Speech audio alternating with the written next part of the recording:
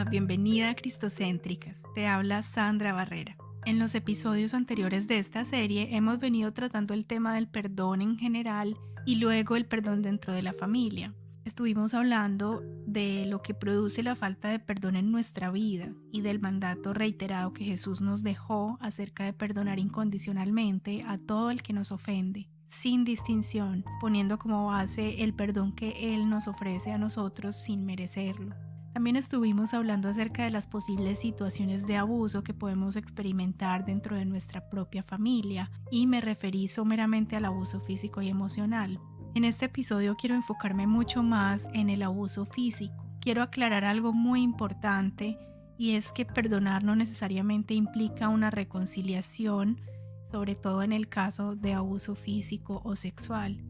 Cuando hablaba en los episodios anteriores de perdonar a nuestros padres, hijos, cónyuges o hermanos y amarlos a pesar de que ellos no tuvieran un cambio de actitud o un arrepentimiento, me refería a perdonar todo porque la Biblia no hace distinción, pero cuando somos víctimas de este tipo de conductas que ponen en riesgo nuestra integridad física y emocional, es necesario en muchas ocasiones tomar distancia del o de los agresores, poner límites muy claros y acudir a instancias legales cuando es el caso. Cuando me refería entonces a perdonar y a amar incondicionalmente a estas personas, jamás quise significar que siguiéramos a merced de un maltratador, poniendo en riesgo nuestra propia vida o salud mental. Y de esto precisamente quiero hablar hoy. Quiero hablar acerca de lo que debemos hacer cuando somos víctimas de abuso físico en nuestro núcleo familiar. La violencia doméstica y sexual están en aumento en todo el mundo y en este siglo XXI, de acuerdo a la información oficial publicada por la Organización Mundial de la Salud. Cualquier tipo de abuso doméstico se explica con la figura del árbol del abuso. Las raíces son la propiedad. El abusador piensa, yo soy su dueño y esta persona es de mi propiedad. El tronco del árbol es el derecho. El abusador dice, soy hombre y tengo el derecho de hacer esto, o soy mujer y tengo el derecho de hacer esto. Las ramas del árbol son el control. El abusador se justifica, diciendo, ella o él necesita que la controle o que lo controle. La Organización Mundial de la Salud define la violencia familiar como los malos tratos o agresiones físicas, psicológicas, sexuales o de otra índole infligidas por personas del medio familiar y dirigida generalmente a los miembros más vulnerables de la misma, niños, mujeres y ancianos. Si bien las mujeres pueden ser tan maltratadoras como los hombres, las cifras oficiales a nivel mundial indican que el porcentaje más alto de agresores son hombres.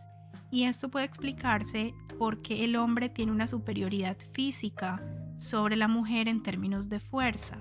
Y es por eso que la mayoría de las veces que leemos acerca de estos temas se identifica el agresor como masculino. Como decía en el episodio anterior, todos somos abusadores potenciales, tanto hombres como mujeres, aunque no tengamos un trasfondo de violencia en la familia, simplemente porque tenemos una naturaleza pecaminosa. Cuando reaccionamos sin sabiduría y permitimos que la ira tome control de nosotros, podemos cometer equivocaciones muy grandes. La Biblia condena la amenaza, el abuso y la violencia de cualquier tipo, ya sea verbal, psicológica o física, y es la Biblia la que debe regir nuestro comportamiento y nuestra vida como cristianos. Estoy segura de que todos en algún momento hemos sabido o escuchado de alguna persona que se encuentra en relaciones violentas y no pueden salir de allí. O quizás tú que estás escuchando estuviste o estás en una situación así. Estas personas actúan así por tener un pasado traumático que les inclina a relacionarse con personas violentas.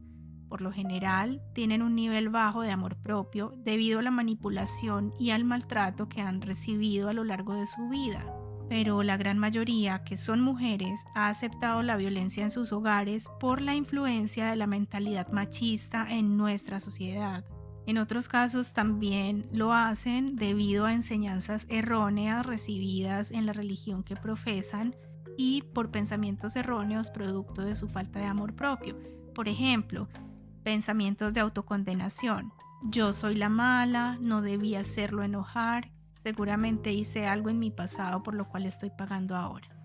Otro pensamiento nocivo es pensar que Dios es malo. Él no me quiere, puede pararlo y no lo hace. Otro pensamiento es el temor. No tengo a dónde ir, no tengo capacidad de sostenerme a mí misma ni a mis hijos. Le tengo miedo a él. Muchas veces todavía lo aman. Dicen normalmente es el padre de mis hijos, lo quiero que pare la violencia, pero no quiero dejar la relación. Sin duda es un círculo vicioso que puede tener un resultado fatal y lo vemos cada semana en los medios de comunicación. Un caso de violencia doméstica que termina en homicidio del cónyuge o en el homicidio de los hijos o de todos y que después termina en un suicidio. Son situaciones aterradoras. Aparte del terrible resultado del maltrato, que es la muerte, hay muchas consecuencias nocivas para la salud de las víctimas, que incluyen lesiones, huesos rotos, enfermedades de transmisión sexual, entre otras. La intimidación pone a la víctima en un estado de constante ansiedad y causa depresión, y cuando hay amenazas, la víctima teme por su vida y la de sus hijos. Es muy común que esté aislada de sus familiares y amigos y se encuentre sin recursos para salvarse del peligro. Ahora, respecto al abuso sexual en la familia, tenemos la tendencia a creer que solamente se refiere al incesto con los niños y no consideramos que hay abuso sexual cuando la pareja es casada. Pero este es un mal concepto del diseño de Dios para la sexualidad. Él nos dio el precioso don del sexo solamente para ser disfrutado dentro del matrimonio. El sexo en el matrimonio es el pegamento que nos une, que nos permite conocernos con nuestro cónyuge enteramente y en plena intimidad. Pero cuando el acto sexual es forzado o se usa la violencia, el daño es mucho más que físico, destruye el vínculo emocional. Por eso, todo el libro de Cantar de los Cantares en la Biblia nos habla del deleite y del gozo que encontramos en el sexo como regalo de Dios para el matrimonio. Abusar de la esposa daña tanto al agresor como a la víctima, porque la violencia sexual lo que hace es extinguir el afecto y el amor por nuestro cónyuge. También suele pasar que la víctima de violencia solamente decide contarle a alguien lo que vive dentro del hogar cuando aumenta considerablemente su posición de riesgo, cuando aumenta el peligro, y generalmente lo hace avergonzada. Se avergüenza por haberlo aguantado y por no haber protegido a sus hijos anteriormente. A veces no quiere delatar a su cónyuge ante las autoridades porque no tiene confianza en el sistema judicial. Y si la persona es cristiana, a veces teme las reacciones de los líderes de la iglesia, no sabiendo si ellos la van a apoyar o la van a condenar, o simplemente por el temor a enfrentar el que dirán por el fracaso de su hogar. Respecto a los hijos dentro de un hogar violento, tengo que decir que todos los niños merecen un hogar feliz y seguro. Cuando existe maltrato de la madre o del padre o de ambos, la probabilidad de que haya abuso físico de los niños también aumenta. Los niños traumatizados por violencia en el hogar presentan más conductas externalizadas y antisociales y más conductas internalizadas como la inhibición y el miedo. Los traumatizados sufren menor rendimiento social y un menor rendimiento académico también. Respecto al victimario, este no siempre es un monstruo. Los abusadores pueden ser miembros de la comunidad e incluso de la iglesia y saben proteger su buena imagen. Pero en casa, por las raíces del árbol del abuso que mencioné antes, piensan que son dueños de las otras personas, de su cónyuge o de sus hijos. Y por el tronco de dicho árbol del abuso, consideran que tienen derecho sobre estas personas. No permiten que nadie las cuestione, que nadie dude, que nadie las desprecie ni tenga una opinión distinta a la suya. Se creen superiores y les es dada la tarea de controlar a los suyos con fuerza. El abusador no puede cambiar a menos que sea transformado por Dios y reciba ayuda profesional, porque solo Dios puede transformar los corazones de las personas. La Biblia nos dice que el hombre debe amar a su esposa como Cristo ama a la iglesia y como Cristo dio su vida por ella. En Efesios 5:25 específicamente dice: Esposos, amen a sus esposas así como también Cristo amó a la iglesia y se entregó a sí mismo por ella. Esto es un llamado a que el amor que el esposo debe tener por su esposa es un amor sacrificial, un amor genuino, un amor ejemplar, porque lo compara con el amor de Cristo hacia su iglesia. También dice que los dos géneros, hombre y mujer, somos coherederos de la gracia. En 1 de Pedro 3, versículo 7 dice: ustedes maridos, de la misma manera vivan con ellas con comprensión, dando honor a la mujer como a vaso más frágil y como a coherederas de la gracia de la vida, para que las oraciones de ustedes no sean estorbadas.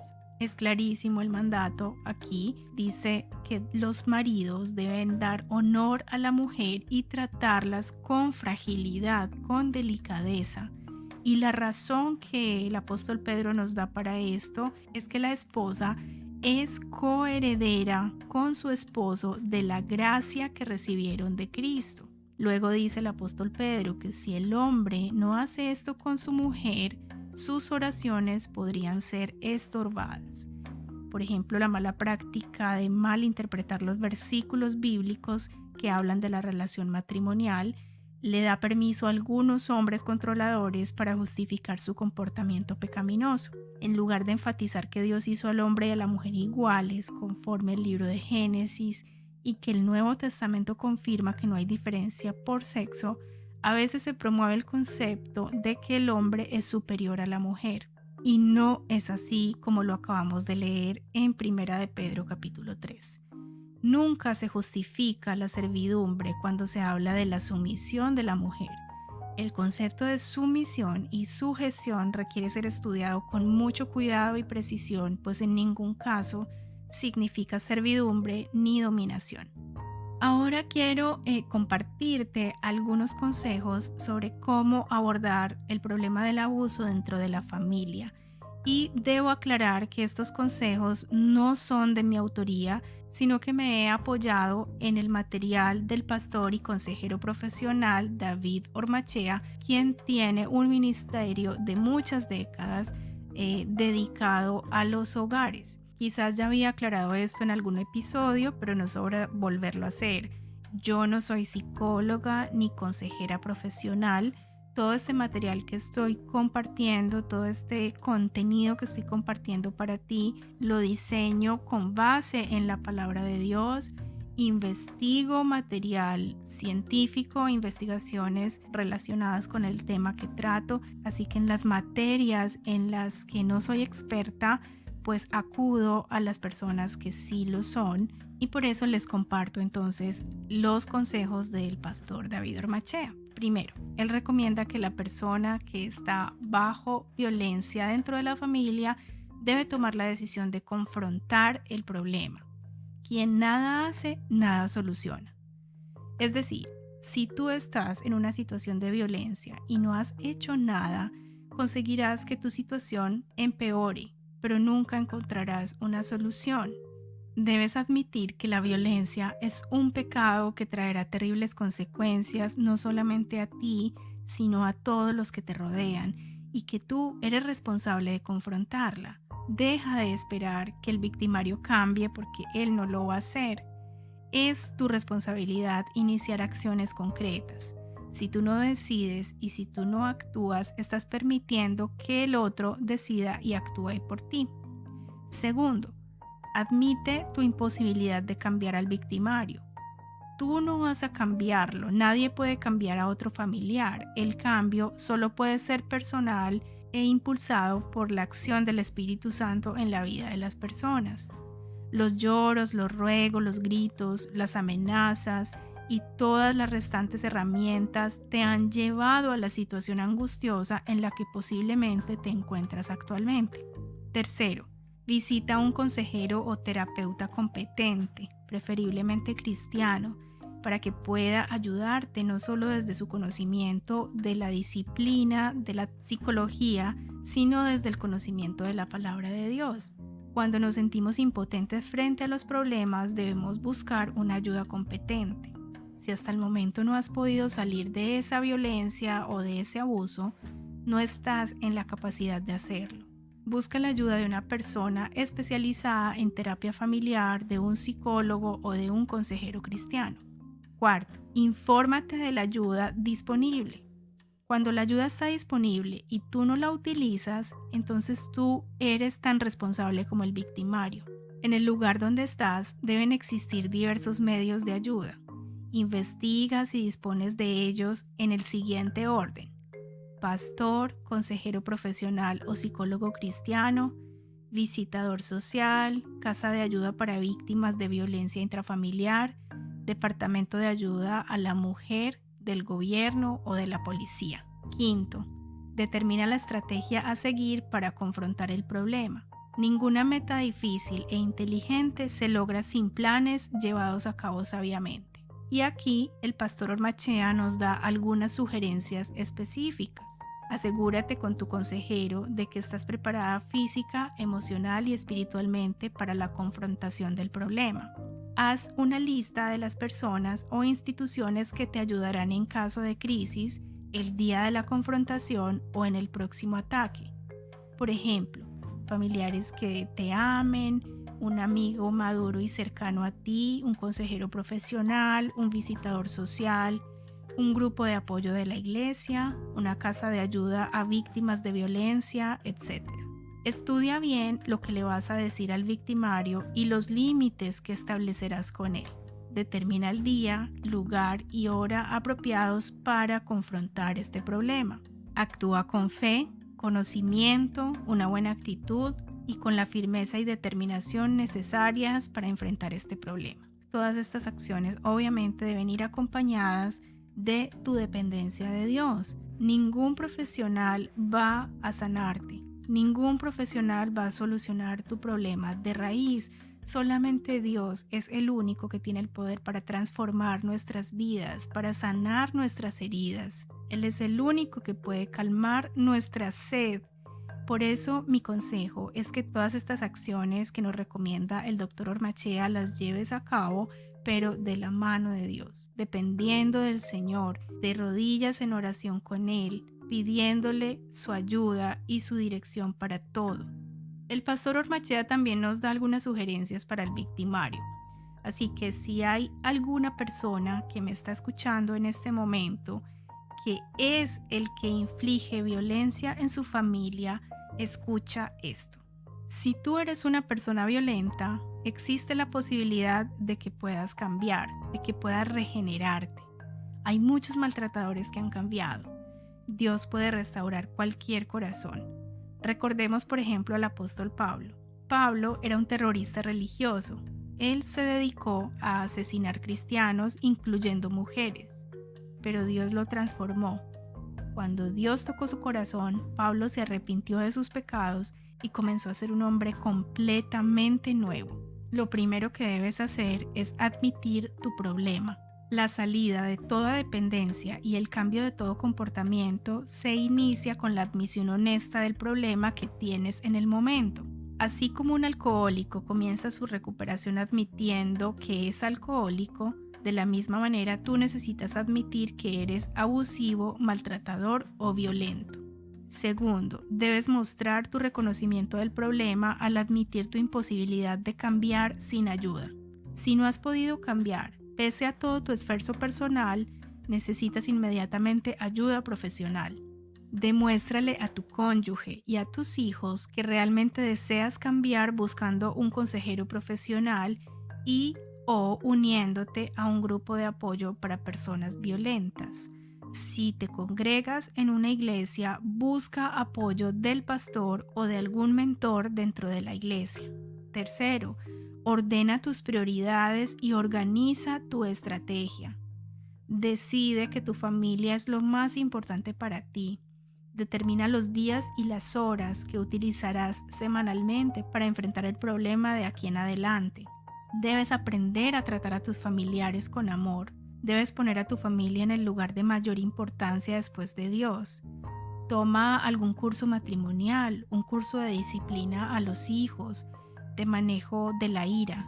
Tú no puedes hacer lo que no sabes y necesitas instruirte en la palabra de Dios respecto a los temas que te aquejan. Cuarto, trabaja en restaurar tus relaciones familiares.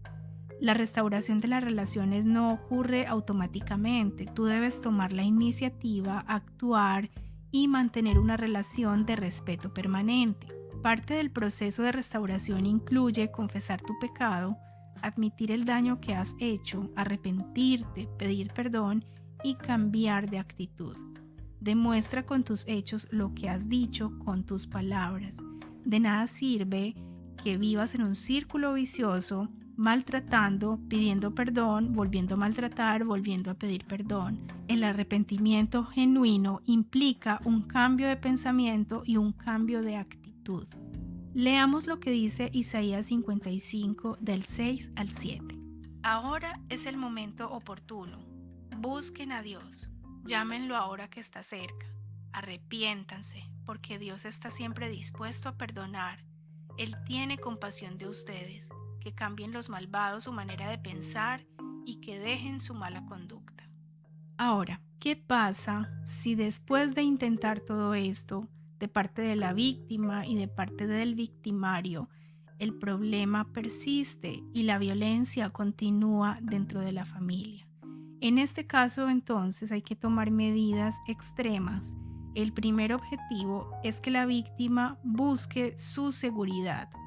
Si hay violencia física o sexual dentro del hogar, la víctima o las víctimas deben elaborar un plan de la mano de personas de apoyo, como por ejemplo un terapeuta, un pastor, un mentor, un amigo, como lo mencioné antes, para apartarse físicamente del agresor lo antes posible.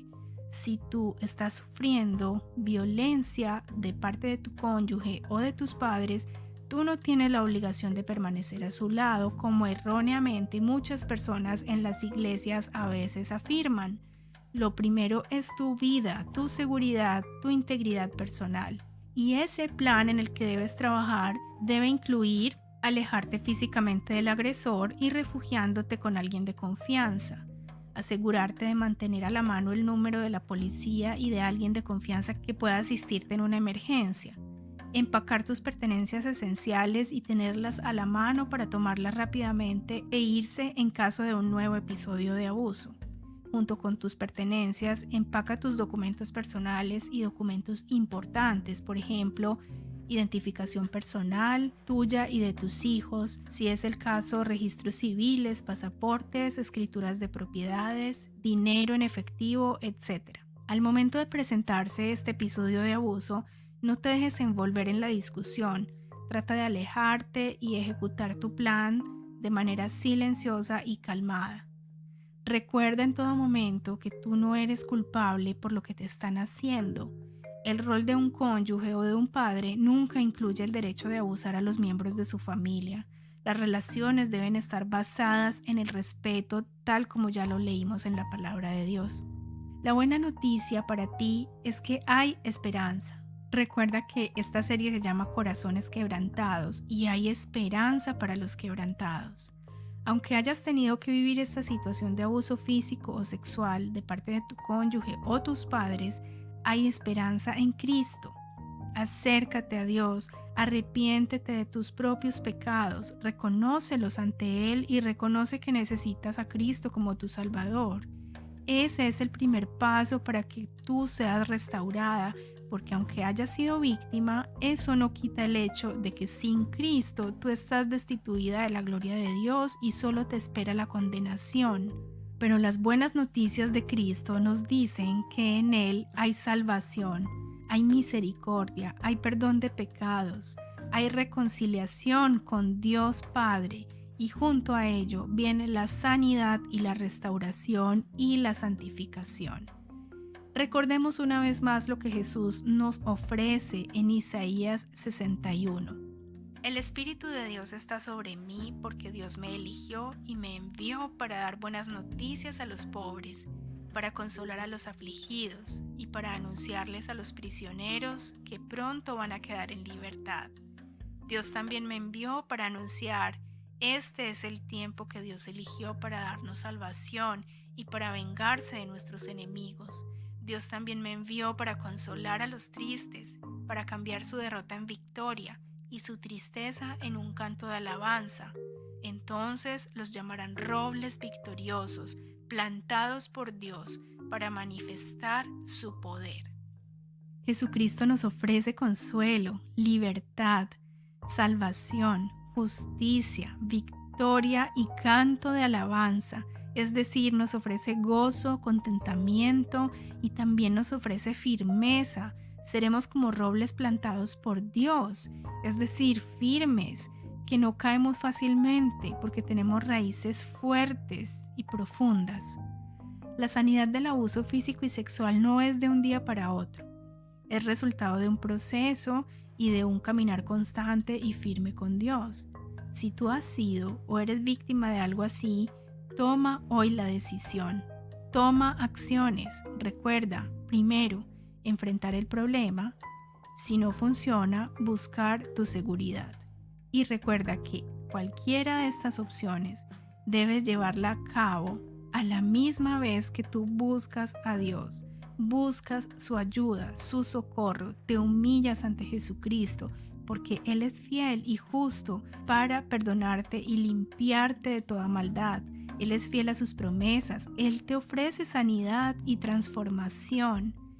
Yo quiero que hoy entiendas que Dios no te ha abandonado. Él tampoco hizo nada en tu contra cuando estos abusos ocurrieron. Dios es el único que te conoce perfectamente porque Él te creó, Él es tu hacedor. Él es el único que te ama sin condiciones. Invítalo a ser parte activa de tu vida, no religiosamente, no culturalmente, sino empieza a desarrollar una relación personal e íntima con Él. Y recuerda lo que hemos hablado reiteradamente. Perdona a tu agresor. Recordemos lo que nos dice el apóstol Pablo en Romanos 12:19. Queridos hermanos, no busquen la venganza, sino dejen que Dios se encargue de castigar a los malvados. Pues en la Biblia Dios dice, a mí me toca vengarme, yo le daré a cada cual su merecido.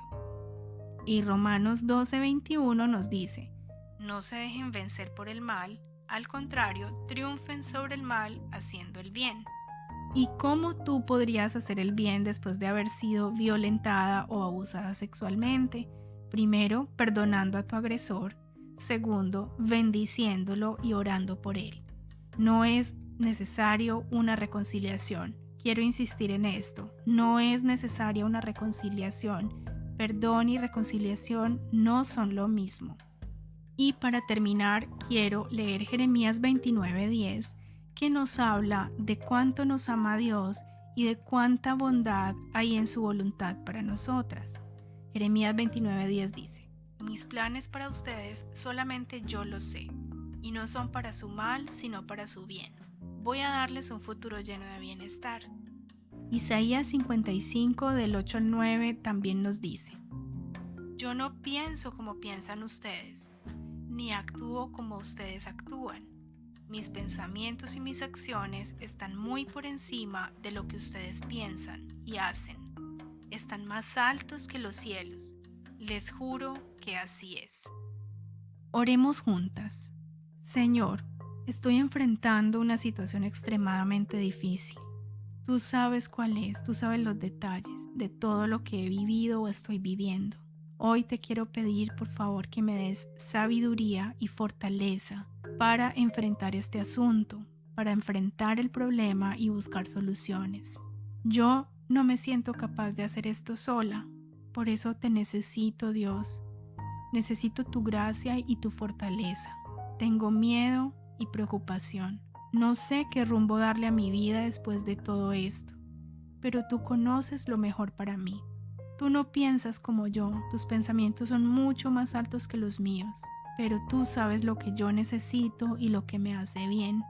Muéstrame la mejor forma de salir de esta situación. Sana mi alma, cierra mis heridas, dame la fortaleza para perdonar, para obedecer tu mandato de no tomar venganza y para librarme de todo mi dolor y mi rabia en tu presencia. También te pido, Señor, que me rodees con personas que me edifiquen y que me ayuden a estar más cerca de ti. Coloca a mi alrededor personas que me apoyen en este proceso de salir de la violencia física. Pelea por mí, Señor. Sé mi abogado como tú lo dices en tu palabra. Te lo pido con toda humildad y con toda confianza de que tú estás escuchando mi clamor y de que eres mi pronto auxilio en las tribulaciones. En el nombre de Jesús te oramos. Amén.